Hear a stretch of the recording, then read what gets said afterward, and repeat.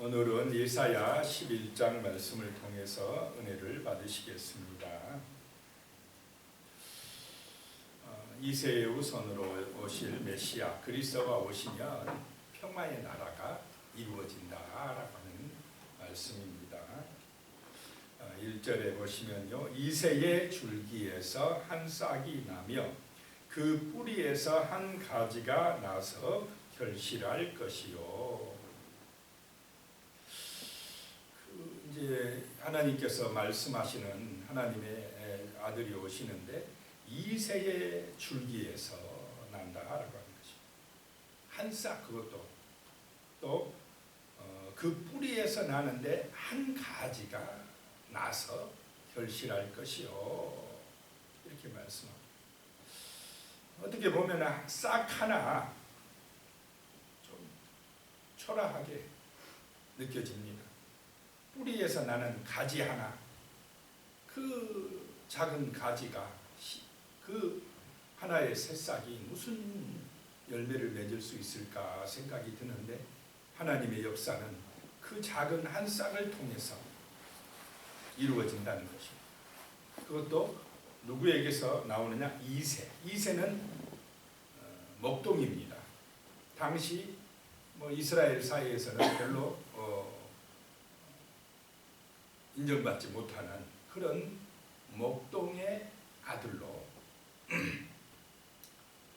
아들에게서 태어날 것을 예고하고 있습니다. 다윗의 아들이다 이렇게 표현을 했으면은, 다윗의 줄기라고 그랬으면은 좀 더 화려할 것 같은데, 이새의 아들에서 나온다 이렇게 표현을 하고 있습니다. 여기서 한 가지라고 하는 것은 히브리어로 네체르라고 하는 말인데, 나사렛이라는 의미가 있다고 합니다. 그래서 예수를 나사렛 사람 이렇게 표현하기도 했습니다. 2절에 보면 그의 위에 여호와의 영 곧 지혜와 총명의 영이요 모략과 재능의 영이요 지식과 여호와를 경외하는 영이 강림하시리니. 그 한 싹이 났는데 한 아들이 올 것인데, 중요한 게 그 위에 누가 임한다는 것입니까? 하나님의 영이 임한다. 예수님은 이 땅에 오셔서도 철저하게 성령의 임하심으로 하나님의 아버지의 뜻을 따라 살아간 줄로 믿습니다. 그 이외에 하나님의 영이 임했다라고 하는 것입니다. 지혜와 총명의 영이요 모략과 재능의 영이요 지식과 여호와를 경외하는 영이 강림하시리니 그랬습니다. 예수님이 세례 받으실 때도 성령이 비둘기처럼 임하셨습니다. 예수님이 위에도 하나님의 영이 임하였다. 그럼 오늘 우리 예수 그리스도를 믿는 성도들에게도 하나님의 영이 임하신 줄로 믿으시기 바랍니다. 성령이 우리의 마음에 오셨고, 우리는 이제 성령의 인도받는 성령 충만한 그런 거룩한 하나님의 사람들이 되시기를 축복합니다. 어떨 때 성령이 충만해지느냐? 말씀에 의지할 때, 말씀을 진실로 믿고 기도할 때에 성령의 능력이, 성령의 기름이 우리 가운데 부어진다 라고 하는 것입니다. 그리고 이 하나님의 영은 또 어떤 영이냐? 여호와를 경외하는 영이다 라고 하는 것입니다. 이 성령도 철저하게 누구를 경외한다고요? 하나님을 경외하고, 주 예수 그리스도도 철저하게 누구를 경외하고 있습니까? 하나님을 경외하고 아버지의 뜻대로 그렇게 나아간다는 것입니다. 아버지의 영광을 위하여 일하신다라고 하는 것입니다. 그러면 오늘 우리 이 시대에 예수 그리스도를 믿는 하나님의 자녀들도 철저하게 누구를 경외해야 되겠습니까? 하나님을 경외하는 것이 근본이다, 가장 중심이다, 최고의 가치가 되시기를 축복합니다. 여기서 빗나가고 하나님의 경외함, 하나님의 영광, 하나님을 경외함보다 눈에 보이는 육신의 것이, 세상의 것이 더 나의 삶의 중심이 되어질 때 그것이 바로 우상숭배고 세상의 길로 가는 것이고 타락되어지는 것이고 마귀의 유혹에 넘어가는 것입니다. 그래서 우리는 경건한 삶을 살면서 철저하게 우리 자신을 세상 유혹으로부터 마귀의 시험으로부터 지켜나가고 하나님을 경외하는 것이 가장 소중한 우리의 삶의 중심이 되시기를 소망합니다. 3절에 보면 그가 여호와를 경외함으로 즐거움을 삼을 것이며 그의 눈에 보이는 대로 심판하지 아니하며 그의 들리는 대로 판단하지 아니하며 그 한 싹으로 오신 메시아가 그리스도가 누구를 경외함으로 즐거움을 삼는다는 것입니까? 하나님을 경외함으로 즐거움을 삼을 것이며 그러니까 예수의 기쁨 즐거움은 하나님을 경외하는 것입니다. 하나님의 뜻에 따르는 것입니다. 하나님의 영광을 위하여 사는 것입니다. 그러면 오늘 이 시대에 하나님의 백성인 우리 성도들의 기쁨도 즐거움도 하나님을 경외함이 되실 줄로 믿습니다. 하나님을 즐거워하면 그것이 우리에게 복이 됩니다. 하나님을 경외하고 예배하는 것이 나의 삶의 중심이 되면 하나님의 놀라운 능력과 은혜가 우리의 삶에도 함께 하시고 임마누엘의 그 은혜와 축복이 언제나 우리와 함께 하실 줄로 믿으시기 바랍니다. 성도의 기쁨은 영적인 데서 시작된다는 것입니다. 하나님을 예배함으로 시작된다는 것입니다. 하나님을 의지하고 기도함으로 하루를 시작할 때에 그것이 그 인생의 즐거움이 기쁨이 되어진다. 능력이 되어진다라고 하는 것입니다. 여호와를 경외함으로 즐거워하시기를 축복합니다. 그리고 이 메시아는 그리스도는 그의 눈에 보이는 대로 심판하지 아니하고 그의 귀에 들리는 대로 판단하지 아니하는다. 자, 우리가 잘못하면 내 육신의 눈에 보이는 대로 생각하고 내 육신의 귀에 들리는 대로 판단하며 거기에 휩쓸려 갈 수가 있습니까? 없습니까? 눈에 보이는 것이 더 먼저예요. 눈에 보이는 것이 확실한 것 같아요. 보이지 않는 하나님은 좀 믿어지지 않아. 이렇게 하는 게 세상인데 우리는 눈에 보이는 것보다 보이지 않는 하나님의 능력이 있다는 것, 성령의 그 임재가 있다는 것을 더 확실하게 믿는 거듭난 사람, 영적인 생명을 얻는 사람 되시기 바랍니다.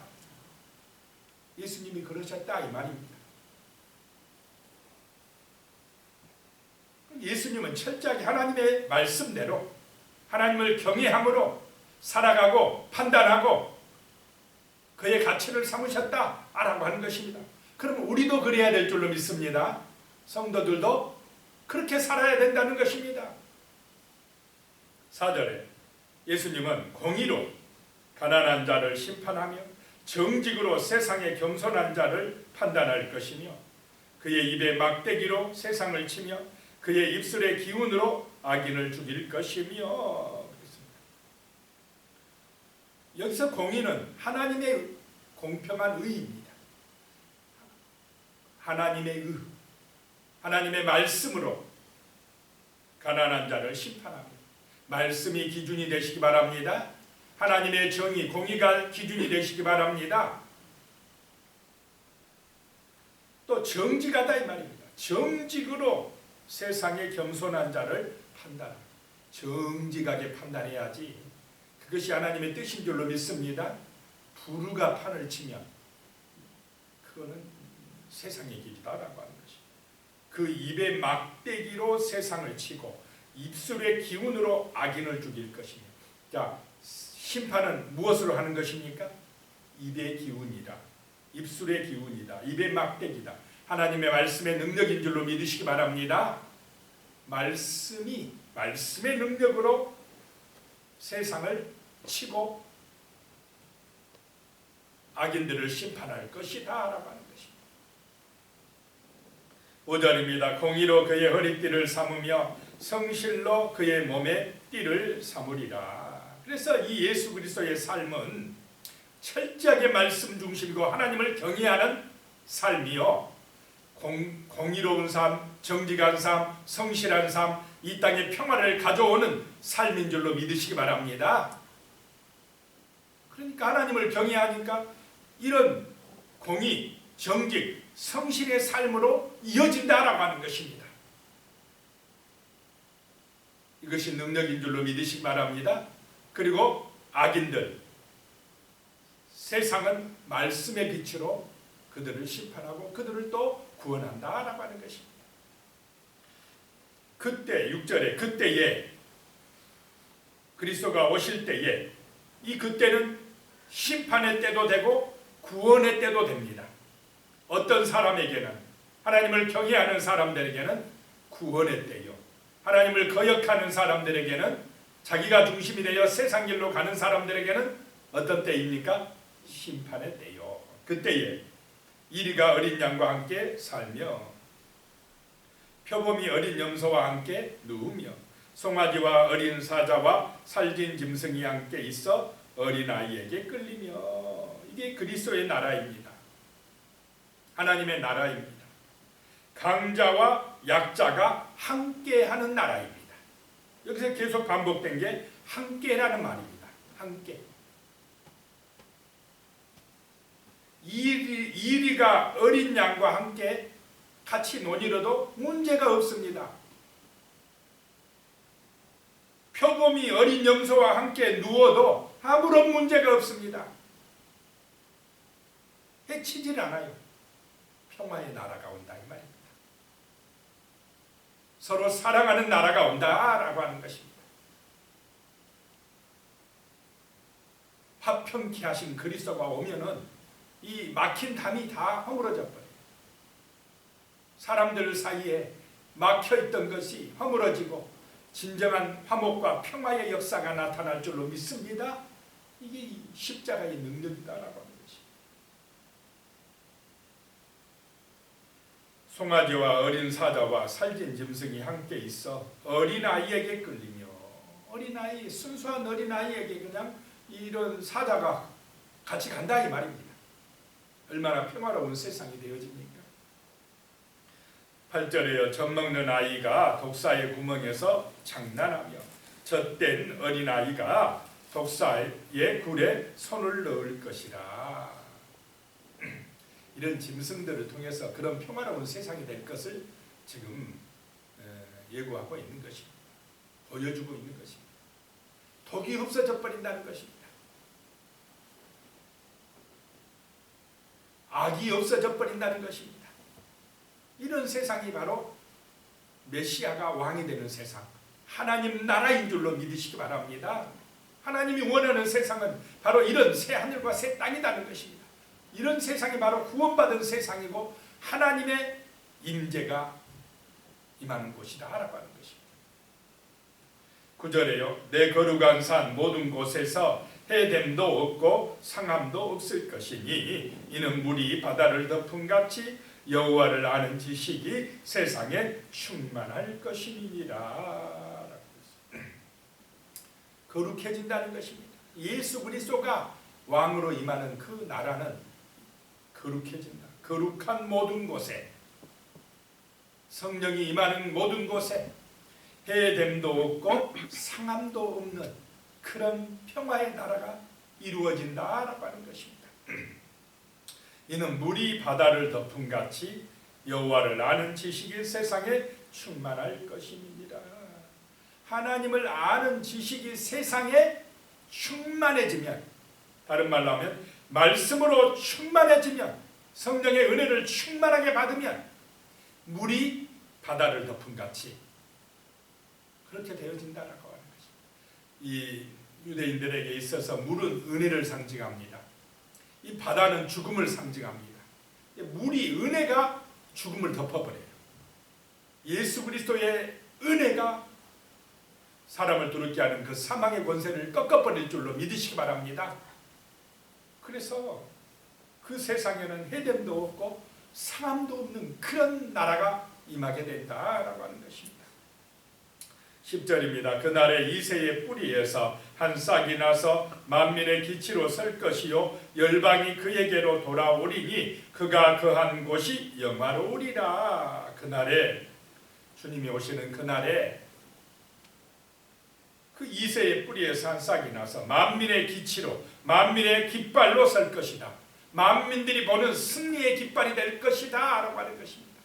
그래서 그리로, 그에게로 돌아오리니 많은 사람들이 예수의 깃발 아래 모이리니, 여기서 깃발은 또 교회를 표현하고 있습니다. 만민이 그리스도의 머리가 되는 교회 안으로 돌아오리니 그가 거한 곳이 영화로우리라. 예수가 함께하는 것이 영화롭게 되어지는 것인 줄로 믿으시기 바랍니다. 예수를 믿을 때에 우리는 영화롭게 되어질 것입니다. 11절에 그날에 주께서 다시 그의 손을 펴사 그의 남은 백성을 아스루와 애국과 바드로스와 구스와 엘람과 시날과 하막과 바다 섬들에서 돌아오게 하실 것이라. 남은 백성이 누구냐? 그리스도를 믿는 백성들입니다. 하나님을 경외하는 백성들입니다. 끝까지 이 신앙을 지키며 세상의 유혹에 넘어가지 않은 하나님의 백성들이 다 그리스도의 은혜 안에서 구원받을 줄로 믿으시기 바랍니다. 주님의 품 안으로, 하나님의 교회 안으로 돌아오는 역사들이 세계 곳곳에서 나타날 것을 예고하고 있는 것입니다. 12절에요. 여호와께서 열방을 향하여 기치를 세우시고 이스라엘의 쫓긴 자들을 모으시며 땅 사방에서 유다의 흩어진 자들을 모으시리니. 누가 하신다는 것입니까? 이 일을 여호와께서, 주권자가 누구냐? 하나님께서 남은 자들을 구원하신다. 구원의 역사는 하나님의 능력인 줄로 믿으시기 바랍니다. 하나님께서 열방을 향하여 깃발을 세우시고 돌아오게 하신다는 것입니다. 쫓겨간 사람들, 쫓긴 자들은 어떤 자들은 가난하고 약한 자들입니다. 돌아오게 하신다는 것입니다. 흩어진 자들을 모으신다는 것입니다. 그럴 때 13절에요. 에브라임의 질투는 없어지고 유다를 괴롭게 하던 자들은 끊어지며 에브라임은 유다를 질투하지 아니하며 유다는 에브라임을 괴롭게 하지 아니할 것이요. 그 나라는 화목의 나라요 평강의 나라요 하나님의 나라인 줄로 믿으시기 바랍니다. 질투가 없어져 버려요. 시기 질투가 없어져 버린다는 것입니다. 예수의 은혜가 임하면 그렇게 될 줄로 믿습니다. 유다를 괴롭게 하던 자들이 끊어져 버리며 에브라임은 유다를 질투하지 아니하고 유다는 에브라임을 괴롭게 하지 아니한다. 에브라임과 유다는 남과 북입니다. 이스라엘에 서로 싸우지 않는다라고 하는 것입니다. 평화가 온다라고 하는 것입니다. 누가 주인 되면 그렇게 됩니까? 예수가 주인 될 때, 예수 그리스도가 왕이 될 때에, 하나님을 경외하는 세상이 될 때에 이렇게 되어진다는 것입니다. 그래서 이 땅에 하나님의 나라가 이루어지도록 기도하시기 바랍니다. 하나님의 말씀이 충만하도록, 성령의 능력이 충만하도록 기도할 때에 이런 평화가 온다라고 하는 것입니다. 남은 자들이 구원받게 되어진다라고 하는 것입니다. 14절에 그들이 서쪽으로 블레셋 사람들의 어깨에 날아앉고 함께 동방 백성을 노략하며 에돔과 모압의 손을 대며 암몬 자손을 자기에게 복종시키리라. 이런 세상을 정복하게 되는 것, 복종시키게 되는 것은 누구의 능력으로 그렇게 된다는 것입니까? 하나님의 능력으로 그렇게 된다는 것입니다. 그래서 이 땅의 평화는 인간의 지혜와 인간의 능력이 아니라 하나님의 말씀의 능력을 의지할 때에 세상은 정복될 줄로 믿으시기 바랍니다. 사랑의 능력으로, 그리스도의 능력으로, 십자가의 능력으로 세상을 이기는 것이지 우리 육신의 힘이나 어떤 세상의 재물의 힘이나 권세로 정복되는 것이 아니다라고 하는 것을 볼 수가 있습니다.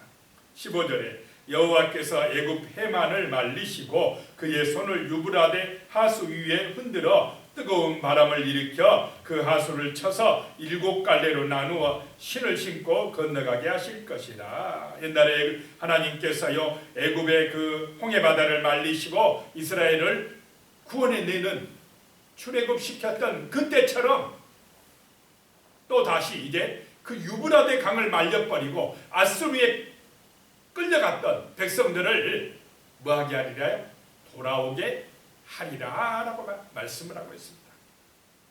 16절에 그의 남아있는 백성 곧 아수르에서 남은 자들을 위하여 큰 길이 있게 하시되 이스라엘이 애굽 땅에서 나오던 날과 같게 하시리라. 애굽에서 나올 때 모세의 지팡이가 홍해 바다에 대어질 때 그 바다가 갈라져서 마른 땅으로 건너오듯이 이제는 아수르에 끌려갔던 남은 자들이